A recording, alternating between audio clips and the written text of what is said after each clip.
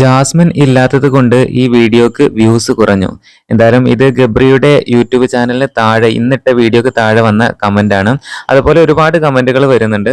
Jasmine എവിടെ ഗബ്രിയും? അപ്പൊ എല്ലാവരും ജാസ്മിനെ കുറിച്ച് അന്വേഷിക്കുന്നുണ്ട്. എന്തായാലും ഗബ്രിയെ സപ്പോർട്ട് ചെയ്തുകൊണ്ട് ഒരുപാട് കമന്റുകൾ വീഡിയോക്ക് താഴെ വരുന്നുണ്ട്.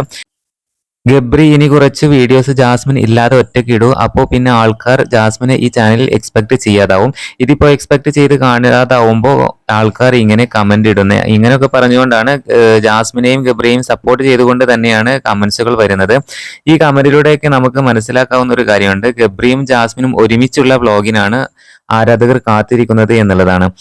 എന്തായാലും ഇരുവരും ഒരുമിച്ചുള്ള വ്ലോഗ് പെട്ടെന്ന് വൈറലാകാറുണ്ട്. ഈ വ്ലോഗിന് മണിക്കൂറുകൾ കൊണ്ട് 34,000-ൽ കൂടുതൽ ആളുകളാണ് കണ്ടിട്ടുള്ളത്.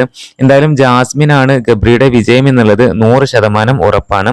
എന്തായാലും ജാസ്മിൻ ഇപ്പോൾ ഇനോഗ്രേഷൻ കാര്യങ്ങളും മറ്റുമായിട്ട് പ്രോഗ്രാംസ് കാര്യങ്ങളൊക്കെ ആയിട്ട് ജാസ്മിൻ ഇപ്പോൾ ബിസിയാണ്. എന്തായാലും ഇരുവരും തമ്മിലുള്ള വ്ലോഗ് കാര്യങ്ങളെല്ലാം തന്നെ ആരാധകർക്ക് ഉടൻ പ്രതീക്ഷിക്കാവുന്നതുമാണ്.